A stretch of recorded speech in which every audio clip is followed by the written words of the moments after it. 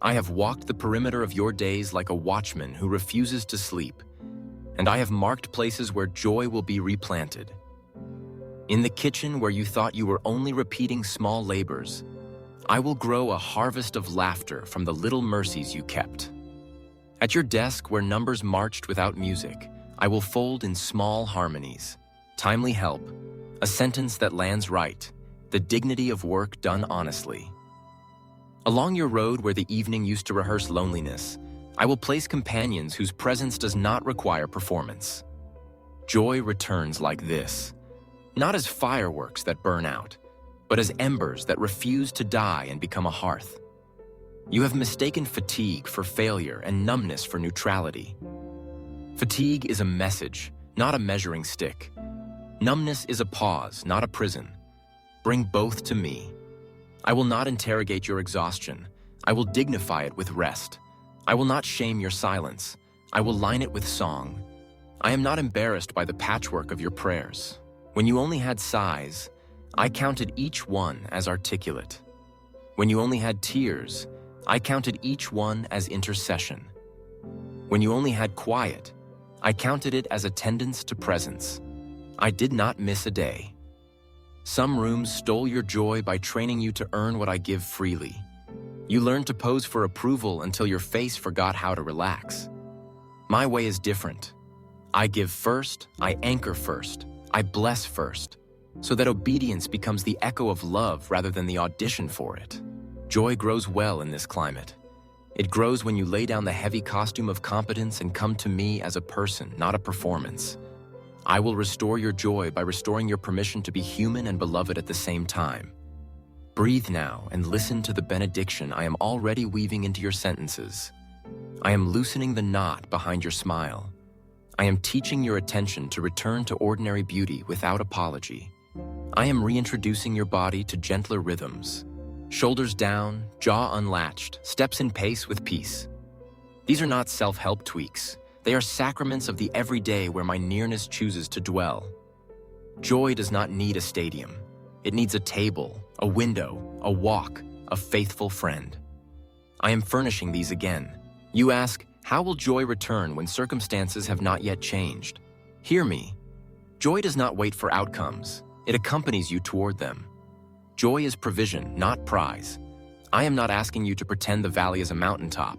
I am placing a song in the valley so your steps become bearable and your sight becomes honest. I will show you where to set down weights I never asked you to carry.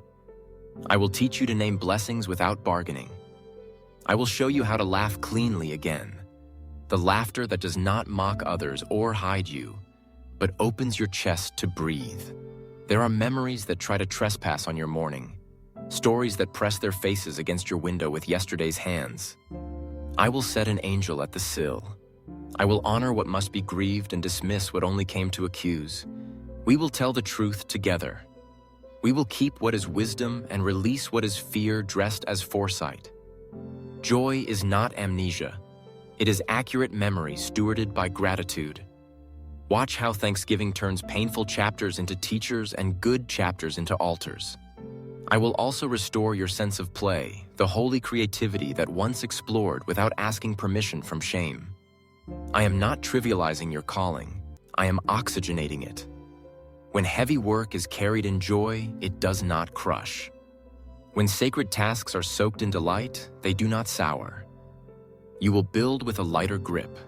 You will plan with margins where surprise can sit and teach. You will rest before you break and stop before you harden. Joy will make you durable without making you numb. At the gentle center of this message, I ask a small kindness. If this whisper is mending you, please like, comment, share, and subscribe so that others who need their joy restored can find this too. Your one action may become the first step of someone else's song. Return now to the practical where joy learns to wear shoes. Begin with 3 observances. Gratitude before ambition. Name gifts before scores. Scripture before screens. Let one sentence shape a decision. Presence before pronouncement. Ask 2 questions before offering an opinion. These are rails on which joy travels. Add a 4th. Laughter without apology. Notice the small absurdities that make humility sweet. Tell the story of your day to me with humor that does not wound. Let kindness be the punchline. I bless your home with rooms that learn your new cadence. May the entryway carry welcome instead of worry. May the table become a small altar where simple meals multiply into courage. May the hallway remember forgiveness, and the bedroom remember rest, that is trust, not laziness. I assign angelic company to your windows, the way gardeners set trellises, so that vines of peace grow where anxiety once climbed unchecked. Let your walls learn a softer echo because joy is moving in again. You worry that joy will make you soft in a world that demands teeth. Understand, joy is not the absence of backbone. It is the presence of unblackmailable hope. Joy does not negotiate with darkness. It simply refuses taxation by despair. It does not make you naive. It makes you accurate about who carries the weight of outcomes. Joy will give your no a clarity that does not require anger to be strong, and your yes a steadiness that does not require applause to be sure. This is how you become a safe person, firm without sharpness, gentle without collapse. I will restore joy to your work as well, not by lowering the bar into boredom, but by lifting the burden of pretending. You will do what is yours, no more, no less, because identity will stop borrowing energy from performance. Your leadership will become a canopy under which other people breathe.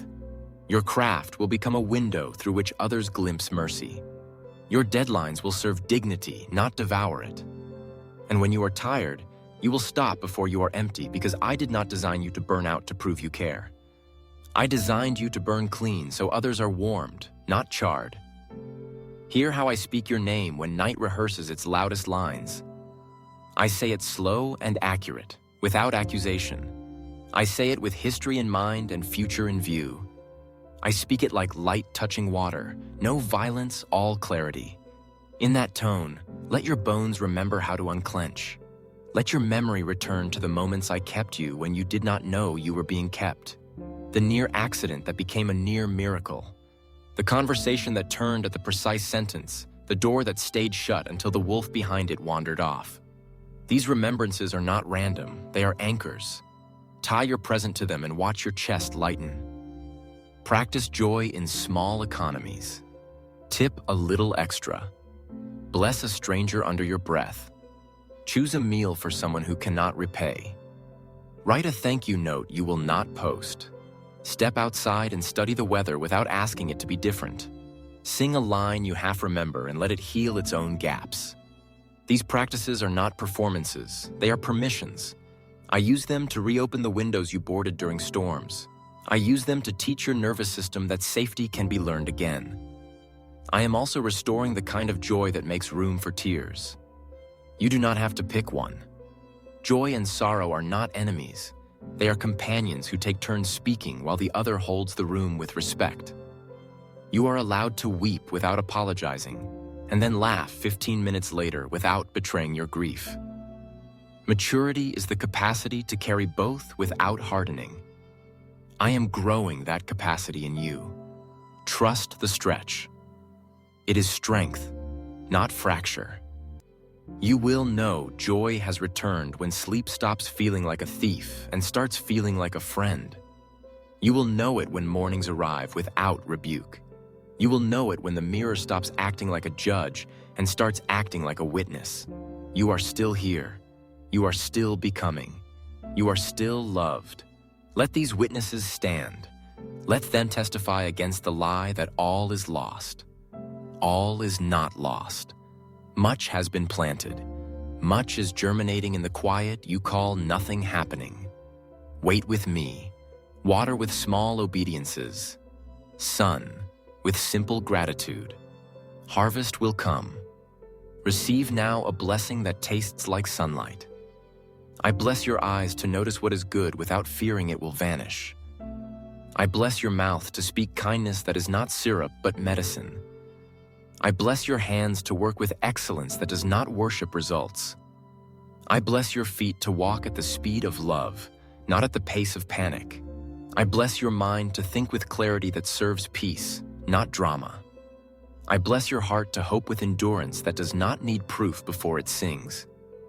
All of this because I am keeping my word to you. I will restore your joy. And when night grows loud, return to this whisper. Lay your head down as one who is kept.